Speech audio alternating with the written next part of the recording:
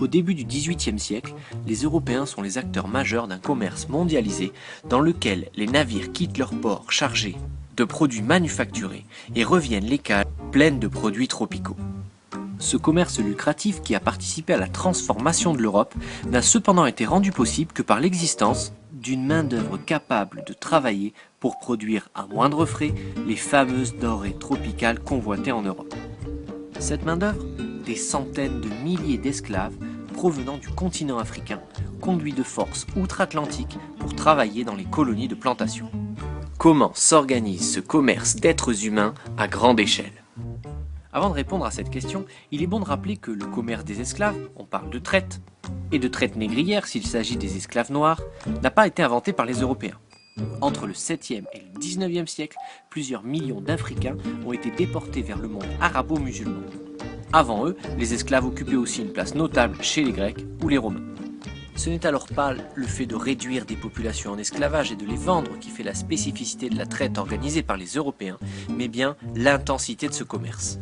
En effet, entre le 16e et le 19e siècle, les négriers européens, c'est-à-dire ceux qui font le commerce des esclaves noirs d'Afrique, ont déporté entre 12 et 15 millions de personnes, essentiellement originaires du golfe de Guinée et de l'Afrique de l'Ouest, et appartenant à des peuples aux cultures, aux langues, aux religions, aux activités très diverses. Chassés par des négriers africains, puis réduits en captivité, les prisonniers africains, on parle alors de captifs, sont échangés aux Européens contre les produits manufacturés qui remplissent les navires venus de Bordeaux, Nantes ou Liverpool. Le peuplement de l'Afrique subsaharienne en est alors totalement bouleversé.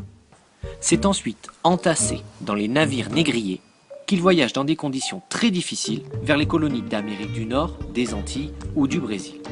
Une fois sur place, les survivants sont vendus au plus offrant pour travailler dans les grandes plantations, dont les productions, sucre, cacao ou encore café, sont chargées dans les navires qui traversent de nouveau l'Atlantique pour inonder les cours des grandes Europes. Étant donné le trajet géométrique de ce commerce transatlantique entre Europe, Afrique et Amérique, on parle de commerce triangulaire. Un commerce qui, bien que les principales puissances européennes se soient engagées à abolir les traites négrières en 1815, a continué jusqu'aux années 1860.